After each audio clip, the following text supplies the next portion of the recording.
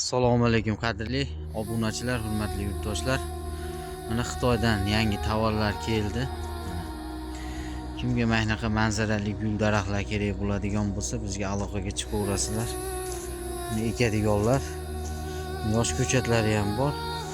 Hidini endi aytmasak ham bo'ladi. Shunaqa aromatni hid beradi bular mana.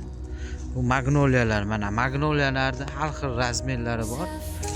Bu yerda mana kameliya gullar, nandini, mana nandinilar.